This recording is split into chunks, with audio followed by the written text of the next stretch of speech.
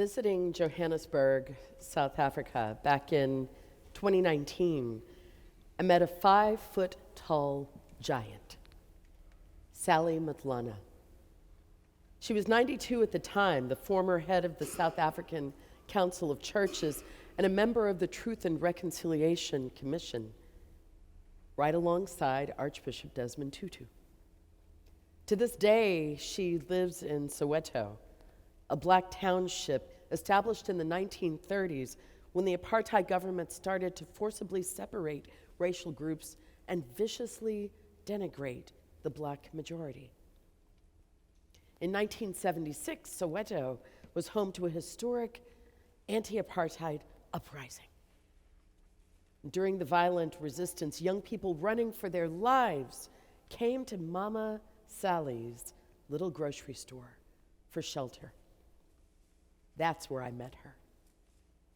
She showed me the area behind the butcher counter near a freezer, and that's where the young rebels would hide. When police officers came to her door, she would tell them, "Go to hell. They are my children. All black children are my children. So do to me what you do to them." And they did. She was imprisoned 3 times for harboring young freedom fighters. She told me they let me out and I would come right back and do it again. I had to do right by God and by the children. Mama Sally spent her entire life with eyes wide open to human sin. And she sat regularly with Archbishop Tutu, heard his insistence on forgiveness and reconciliation. She respectfully disagreed. She told me no one asked how we feel about this reconciliation. They didn't listen to us. Maybe Tutu could forgive. Mama Sally could not. She had seen unforgivable atrocities on the streets and in prison. And she heard so little remorse from the perpetrators. She could not forgive the unforgivable and did not want to be asked to do so. I respect that. I resonate with that. I'm not sure, honestly, how to forgive white supremacists and white Christian nationalists who are active and ascendant in America today. For the first 400 years, this nation thrived because of systems that deliberately terrorized, exploited, murdered Black and Indigenous peoples and other people of color. And for the last 60 years, we could finally make a legal claim to civil rights, and it's made a difference. Of course it has. I am living, preaching proof. And it is also true that today, state actors continue to terrorize and diminish our communities. Today, police officers literally squeeze the breath of life out of our bodies. Today, school boards and state legislators pass laws and publish history books that deny racism even exists. Today, across this land, people will die on all manner of crosses before the clock strikes 3. How exactly do you forgive unforgivable evil? How could you possibly do it? Who could possibly do it? And why would you try? I'm asking for myself. I'm asking for Mama Sally in Soweto. And I'm asking you, Jesus, the Messiah nailed to wooden beams, crucified between 2 criminals. His response? His response are the first words from the cross. Father, forgive them, for they do not know what they are doing. It's not a new message. Peter once asked Jesus how many times he should forgive his brother when he sinned against him. Maybe 7 times? Jesus' response, I tell you, not 7 times, but 70 times. 7 times. In other words, you can't place a limit on forgiveness.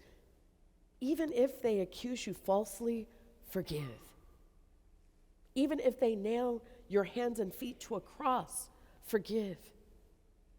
Even if they laugh as your lungs collapse and your heart stops and you die in the boiling heat, forgive. Jesus endured all of that and forgave. And so when he speaks those words from the cross, he speaks with authority. And I hear him speaking to me, to Mama Sally, to all of us who struggle to forgive. He doesn't speak these words to shame us. And it's not to say that we are weak or bad. He says them because he loves us and he wants us to be whole. And forgiveness makes that wholeness possible. First of all, forgiveness frees us. That's what Nelson Mandela discovered in his 27 years of imprisonment in South Africa. He once wrote, resentment is like drinking poison and then hoping it will kill your enemies. Archbishop Desmond Tutu and his daughter Impo offer the same wisdom in their text, the Book of Forgiveness. They write, we don't forgive to help the other person. We don't forgive for others. We forgive for ourselves. When I hang on to my anger, resentment, bitterness, and hate, however righteous and justified they may be, it's like toxic bile flowing in my head, my heart. They consume me and they define my energy, my story, my whole being.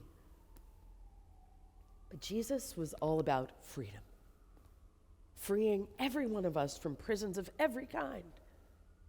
For our own sakes, he invites us to harness the energy, the oxygen that we have devoted to anger and resentment and redirect it toward love. Secondly, we forgive because so often, as Jesus recognized, they really don't know what they're doing. The Tutus tell the story of Bishop Malusi Mpumalanga, who suffered at the hands of South African police. In the midst of excruciating torture, he realized, and I'm quoting, these are God's children, and they are losing their humanity. We have to help them recover it. No one is born evil. They were taught. Their humanity was squeezed out of them, trained out of them, beaten out of them until they became machines capable of destroying other humans in cold blood for sport. That doesn't mean we ignore or forget the harm that's been done. Oh no, the truth must be named. And it doesn't give anyone carte blanche to continue hurting others. No, the hurt must stop. It also doesn't rule out punishment. There may yet be a cost. But I don't have to wait to see you suffer and beg before I release you and me from my load of anger and hatred. I don't have to wait for an apology in order to forgive. There's still a human being in there, however tiny the spark. Forgiveness is a leap of faith that says, as long as this spark and breath are there, I will fan the flames. I will fan the embers.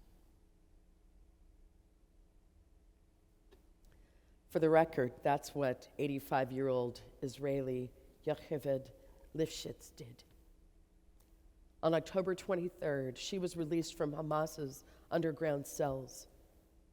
And on film, as she is exiting that prison, you see her gripping the hand of a hooded Hamas fighter, probably one of her prison guards. She utters the word shalom, Hebrew for peace. Ms. Lifshitz was widely denounced for her actions. But maybe having been freed from captivity, she needed to experience an inner freedom that only forgiveness can bring. Maybe her forgiveness sparked some freedom, some humanity in her Hamas captors. The cycle has to break somewhere. Jesus broke it when he declared forgiveness on the cross.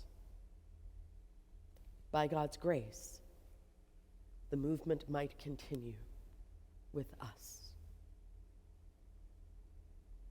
Amen.